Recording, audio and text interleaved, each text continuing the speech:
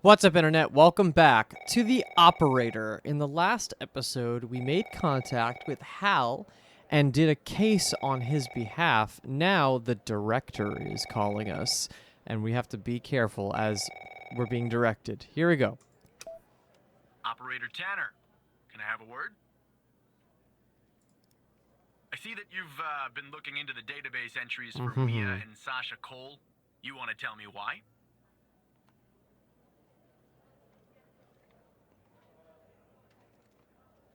Interesting. Do I lie?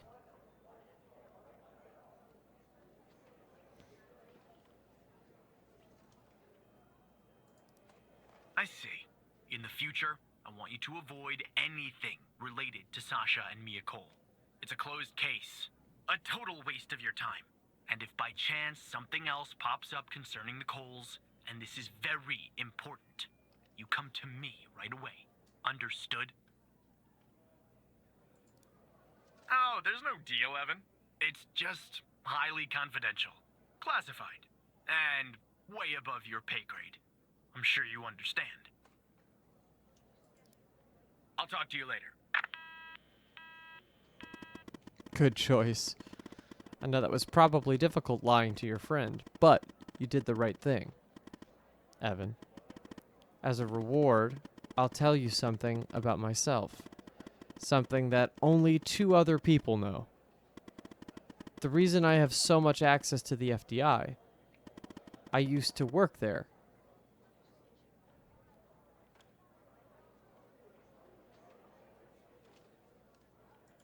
You were in the FDI? I can't tell you more for the moment, but yes, I was. As improbable as that seems. What do I do now? For now, nothing. I'll be in touch later, Evan. Alright, that's a day. Probably should have let that episode, the last episode, go a hair longer, but that's okay. I now know that these scene breaks are really where I should get to. Okay, here we go. How do we start our day? We still have some stuff going on here. We have a list. All right, Barry. So who the hell am I talking to this time? This is still Operator The Tanner. same Operator Tanner from before? Yes, Agent Walker. Good. You haven't been fired. Right, I was you are afraid here. I'd have to explain this goddamn case all over again. I went back to where Connie said she took the photo in the desert. You remember, right?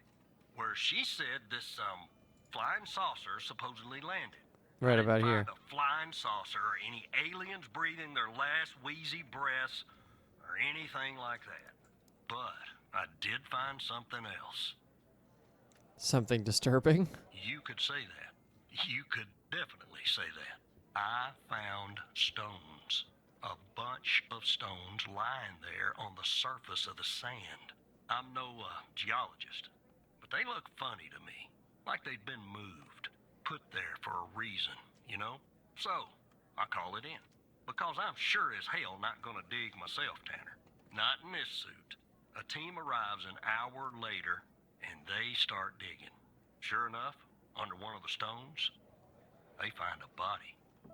Advanced state of decomp. They dig under another stone. And lo and behold, this time they find an entire skeleton. Turns out, we're standing on some sort of desert graveyard. How many corpses are out there? Hard to say, but I counted more than 100 stones. Oh my goodness. If they're all grave markers, well, I'll let you do the math. They found a body and a skeleton. Yeah, messed up, right? And judging by the size of the skeleton, it belonged to someone young, Tanner. Real young. Look, I won't beat around the bush. The medical examiner has finished a preliminary report on the skeleton, and they found what they believe is a photo of the victim in the sand, buried there by the bones. Never seen that before. Any chance you can take a look at all this and get me an ID, Tanner? I'm sure I can. Let me send you the files. Whoa. It's taken a while. Hard to access the satellite out here in Roswell. I mean, dry field. Okay. Looks like it went through. About goddamn time. And identify the body. I do love these cases. It's really cool. Okay, so photo front. Henry Jenkins. Okay, we're getting some crossover here. BM Technologies. Obviously, we can't scan her face. So Henry Jenkins was the victim of the first. Yep. Okay. So that's not your body. So it might be the other person's body. Oh ho, photo back. Welcome to the facility, Gabby. You're in God's hand, or in good hands now? Yeah, you're in good hands now. It says it has an S there. Sincerely, Dr. Jenkins. So, Gabby. Let's check the list. Let's go. Gabby Bruce. Gabby Mills. Neither of them are circled. But this is the list that Henry had on him when he died, so it could be either one. Actually, I should probably keep that up. Gabby Bruce or Gabby Mills? Let's see. Okay, let's see. Anything else? The badge. And then what does the autopsy say? The skeleton appears to be female, estimated at 9 years of age. 9? Starting the examination now. Initial observations show well-preserved and intact bones. No visible signs of trauma or damage. The subject is missing her left incisor. The rest of the dentition looks good. No decay or disease is present. Moving on. Here's something interesting. One of the metacarpal bones on her left hand, the metacarpal 3, has a slight curvature. You don't see that a lot. So, to summarize, the subject appears to have been a female, approximately 9 years of age, with a missing left incisor tooth and a slight curvature in the metacarpal 3 in her left hand. Okay. Based on the level of decomposition, the body appears to have been buried for approximately 6 to 8 months. Further testing and analysis is needed to determine the cause of death. Got it. Okay. That's sad. That is sad. But I think I can now just... So, Gabby Mills... Was it Gabby Bruce? So let's do our human DB.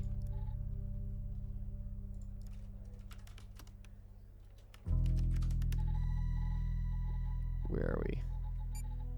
Gabby Mills is a dude. He's missing.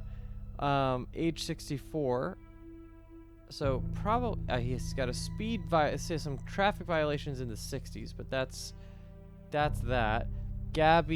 That's Gabby Mills. So Gabby Bruce is maybe the person we're looking for. Gabby Bruce missing. She's 9. Female, skin type 2, eye color blue, 4'5". Born in Michigan. Last known in Massachusetts. Known medical record. Yeah, there you go. She's got her metacarpal. Here we go. Her name is Gabby Bruce. How did you find this, Tanner? Her name is on a list from another case, like Connie. Just when you think this case can't get any weirder, that's exactly what it does. But I need concrete proof it's her. Got anything else in your bag of tricks? Show evidence. It's the metacarpal bone. Gabby also has an unusual bone growth. I'll be damned. 9 years old, Tanner. Breaks your goddamn heart. What the hell is going on out here? And what's the connection to Connie? Okay, the examiner has just finished processing the second body I was telling you about. Cool, let's do it. The one in the advanced state of decay. Let's see here. Adult early 60s? Ah, they got an ID on him. Quentin Spence. Want to see if that name is on your magical list, too? I know they're asking me to look at the list, but we're going to do this first. Quentin Spence, he's missing. 56, male. Place of birth, Woodside, New York. Minnesota is his last known address. So it seems like locationally doesn't matter. Well, he's in there. Okay. Yep, he's right here. So there's definitely a link. I see some of the names have been crossed out. Can you figure out what that business means? Whoa, okay. Let's go search Eli Bell. Alive. Chris Davies. It's probably alive also. Yep. I wonder what they did. Did they just take a bunch of pictures of people that they knew and made them aliases? Let's go back to Quentin Spence because it's going to mean missing. Nope. Sorry. Okay, so missing is what the word we're looking for. Crossed out means the person is missing, which means that this confidential name is someone who is still alive. Looks to be about 100 names like that. That number matches the Stones. Huh. God damn. And if I was a gambling man, I'd say the circled persons are still alive. Like our Connie. There's something else about Spence, Tanner. What's that? They found him buried in a lab coat. With some, you're never gonna guess. Floppy disk sewn into one of the pockets. Remember what I said about this case getting weirder and weirder? Now the second disk password protected. Open that second floppy disk and give me an address tied to Spence. Something I can look into. I'm getting a little restless with you doing all the work. The operator program. Oh, I'm sending everything your way. Open second floppy disk. There you go. Okay. So, autopsy report 2, badge, Quentin Spence. Floppy disk. 3M. Password protected. Okay, so they cracked the first one. They don't have the second one, but I can put a password in. Autopsy report of a male, approximately late 50s, early 60s. Initial observations show no sign of trauma or blunt force injury, similar to the first remains found. The decedent appears to be wearing some kind of lab coat. Starting the external examination now. Excellent dentition. The decedent is wearing some kind of badge. Let me put this to the side. Abdomen seems healthy, with no signs of trauma or injuries. The lab coat seems to contain a hidden pocket. There's something inside. It's sewn shut. I'll open this with my scalpel. There. There appear to be 2 floppy disks inside the pocket. Strange. In my estimate, the body has been buried for approximately 2 to 3 months, based on the level of decomposition. At this point, the cause of death is uncertain. Further testing and analysis is needed, including toxicology reports, before I can provide a conclusive determination. Good to know. Okay, so not much information there. Let's see floppy disk number 1, study. Upon my arrival at the Bio-M facility, I was warmly greeted by Dr. Jenkins himself. How fortunate I am to work with such a passionate and talented scientist, even in a subsidiary role. During our meeting, Dr. Jenkins explained that I would be heading up a trial involving FMP1138, a key component of his research project. Although he did not disclose much, I have the impression that the project is shrouded in secrecy. It appears to be of great importance. The trials, which are scheduled to commence in a few days, once I am well versed with the subjects and the procedures are in place, Dr. Isles, the facility director, informs me our work has the potential to significantly enhance the well-being of the patients who have been selected specifically for our research. So that's probably what this is. The entire facility itself has been constructed for this purpose alone. Although I am unaware of the project's source of funding, there appears to be no shortage of resources. I'm truly optimistic our research will make a profound difference and push the boundaries of scientific knowledge. Okay. The AMPA receptor is a crucial component of excitatory synaptic transmission and plasticity in the brain. As a glutamate-gated ion... Oh, shit. We're getting into science mode.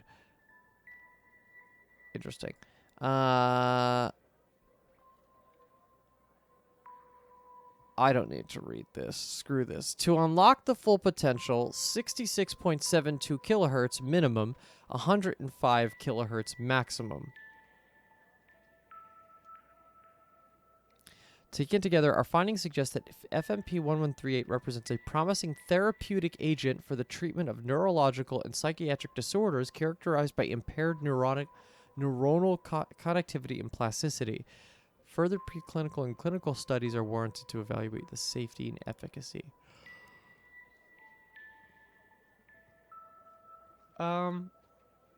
So this has this synapse.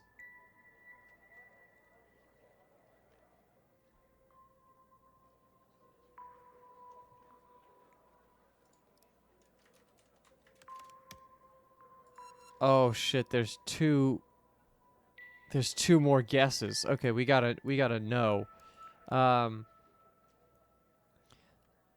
Dr. H. Jenkins, A. Isles. The results demonstrate that FMP1138 significantly increased the frequency and amplitude of EPSCs, indicating an enhancement of synaptic transmission. These findings suggest that FMP1138 has the potential to improve neuronal connectivity and plasticity. Okay. 98 subjects. Did they bury all the people? The graph displays in vitro.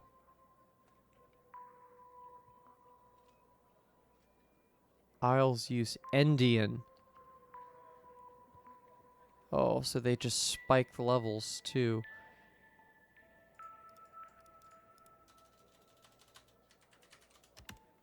That's not it.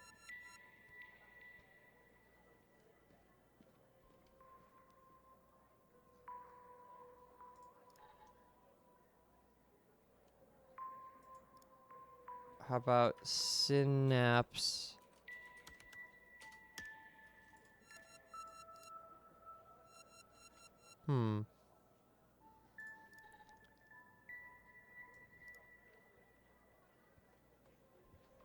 I see the vibe. Right, it's gonna be something. Oh, look at that. To unlock the files, use... Wow, that's cool. And I did that obviously because of the way the shape is on this label. That's amazing. 105 Indian. Cool. My confession. If you're reading this, it means I'm no longer living, and that I've been buried in the Dryfield Desert like the other subjects. I implore you, whoever you are, to share my story with anyone who can make things right. My name is Quentin Spence. I was head of operations at the BioM facility. I'm writing this letter because I'm about to resign from a job that no one can simply resign from. As per protocol, I will most likely be sent to the desert burial site with all my belongings, so I deserve this punishment. I'm sick. So sick of everything that we have done supposedly in the name of science. If you've found me, then I'm assuming you have found the others too. Every person buried here in the sand is a Project Eve test subject. Eve was led by Dr. Henry Jenkins. I'm not trying to shift the blame onto him. I bear my share of responsibility in this matter. While our intentions were noble, at least in the beginning, I now see that we went too far, and I'm willing and ready to face whatever punishment awaits me in the next world. You have found this document, but perhaps the content of my lab coat pocket remain undiscovered. Perhaps they could not crack the password necessary to open the floppy disk. Maybe they assumed the floppy disk contained only my research papers. Regardless, what truly matters now is you. You have the power to stop this. The BioM facility. Please do not be as cowardly as I was. Quentin. Come on, Barry, you got this. Spence worked at the BioM facility. It's here. Don't let it go to your operator head, but that was actually somewhat impressive, Tanner. The address you sent, it's not far from here. I'll check it out first thing in the morning. Tonight, I think I'll help the team exhume the rest of these bodies. Screw the suit. God help us, Tanner. Get in God there, help Barry. Every single one of us. Take care of yourself, Agent Walker. Power off. That's another day, successful day, I'd say, in the operator desk.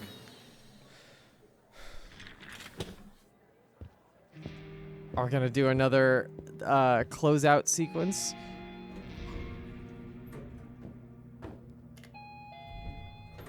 It's darker than I thought. I mean, I guess in all these criminal investigation games, it's technically all dark. Obviously, murder and death is dark, but we have this weird. Oh, To do something about it.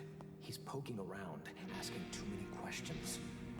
He's going to expose us all if you don't rein him in. Yes, his shift is over. Yes. All right. Yeah, fine. We'll talk later. Bye. so Skinner is in on it.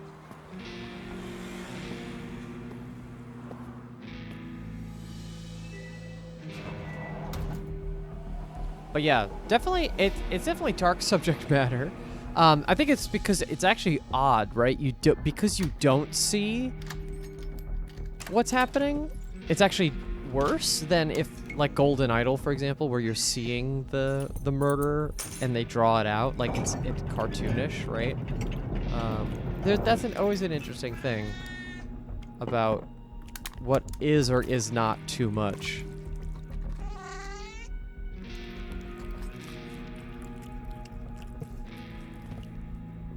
This is such a weird element of this game. This like 2-minute sleep sequence.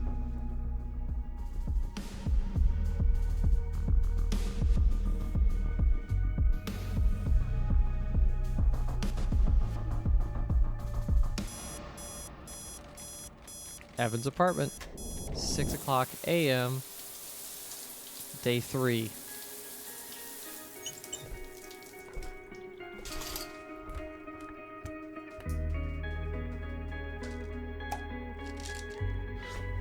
Take those pills.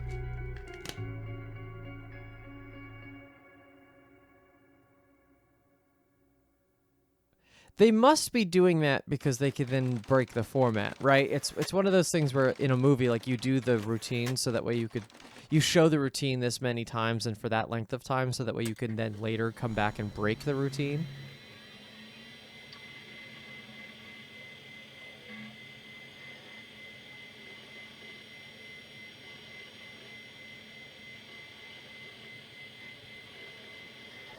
All right, let's see. Done. I think we're going to call it here, though. Thank you so much for watching. Please give this video a like and subscribe, and we'll catch you on the next episode of The Operator. See you then.